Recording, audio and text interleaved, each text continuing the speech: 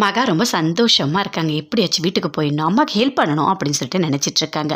அப்படியே போய்ட்டு சமையல் ரூமில் போய்ட்டு டீலாம் போட்டு கொண்டு வந்து தாத்தாவுக்கு கொடுக்குறாங்க. தாத்தா உங்களுக்கு ஏதாவது வேணும்னா என்கிட்ட கேளுங்க, நான் எல்லாமே உங்களுக்கு செய்கிறேன் அப்படின்னு சொல்கிறாங்க. சரிம்மா நான் கேட்குறேன் அப்படின்னு சொல்கிறாரு. அவரும் காஃபி குடிச்சிட்டு இருக்காரு. வந்து வராரு சூர்யா. வந்து அப்படியே பார்க்குறாரு. என்ன ஒரு மாதிரி இருக்கா அப்படின்னு சொல்லிட்டு.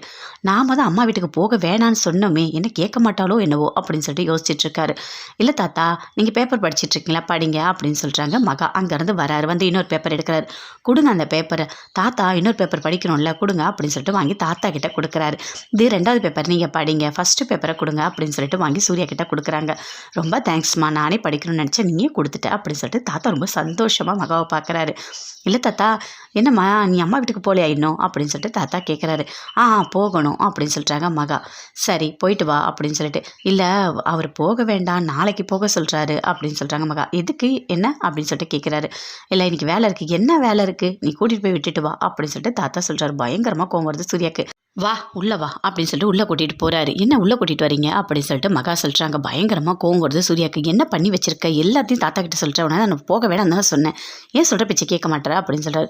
என்னங்க பேசிகிட்டு இருக்கீங்க, எங்கள் வீட்டுக்கு நான் போகாமல் எப்படி இருக்க முடியும், நான் வேறு அங்கே வந்து சைன் பண்ணியிருக்கேன், கண்டிப்பாக இந்த பொம்மை எல்லாமே செஞ்சு தரேன் நான் சொல்லியிருக்கேன், எங்களுக்கு பணம் வேணும்ல அப்படின்னு சொல்லிட்டு மகா சொல்கிறாங்க. வீட்டை மீட்கணும்ல, சரி அதுக்கான பணத்தை நான் தரேன், இல்லைனா இங்கேயே ஆஃபீஸில் ஒர்க் பண்ணு, அதில் வர பணத்தை கொண்டு போய் உங்கள் வீட்டில் கொடு அப்படின்னு சொல்கிறேன். ஏன் சொல்கிற பேச்சு கேட்கவே மாட்டேன் அப்படின்னு சொல்கிறார் சூர்யா. அதுக்கு மகாவுக்கு பயங்கரமாக கோவம் வருது. உங்கள் வீட்டு பணத்தை வாங்கிட்டு போய் கொடுத்துட்டு அப்புறம் உங்கள் அம்மா கிட்ட யார் பேச்சு வாங்குறது, அப்புறம் இங்கே இருந்தால் பணம் கொண்டு போய் கொடுக்குறேன் அப்படின்னு சொல்லுவாங்க. தேவையா இது, அதெல்லாம் எனக்கு வேணவே வேணாம், உங்கள் வேலையும் எனக்கு வேணாம், உங்களுக்கு எப்பயாச்சும் ரிசைன் பண்ணால் சொல்லுங்கள், கண்டிப்பாக நான் பண்ணித்தரேன், ஆனால் என்ன வந்து உங்கள் ஆஃபீஸில் ஒர்க் பண்ண சொல்லி கட்டாயப்படுத்தாதீங்க, தயவு செய்து என்னை கட்டாயப்படுத்தாதீங்க அப்படின்னு மகா சொல்கிறாங்க. அதை கேட்டோடனே சூர்யாக்கு இன்னும் பயங்கரமாக கோவம் வருது. சரி கிளம்பு அப்படின்னு சொல்கிறாரு. அதே மாதிரி ரொம்ப சந்தோஷமாக போய்ட்டு மகா கிளம்புறாங்க. கிளம்பிட்டு என்னை கூட்டிகிட்டு போய் விட்டுறீங்களா இல்லை நானே போகட்டுமா அப்படின்னு சொல்கிறாங்க. நான் போகிறேன் ஆஃபீஸ்க்கு, அப்படியே ஒன்று விட்டுட்டே போகிறேன் அப்படின்னு சொல்கிறாரு சூர்யா. பயங்கரமாக கோவம் வருது சூர்யாவுக்கு.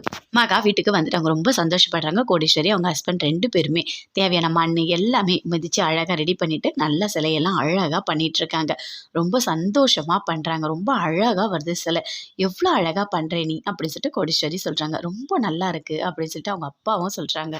அப்போ அந்த சிலை செய்ய ஆர்டர் கொடுத்தவரும் வராரு. வந்து பார்க்குறாரா, நல்லா இருக்குது, பரவாயில்லம்மா, சூப்பர், உன்னை நம்பி ஒரு வேலை கொடுத்தா கூட சூப்பராக நீ பண்ணுவேன்னு எங்களுக்கு தெரியும் அப்படின்னு சொல்கிறாரு அவர்.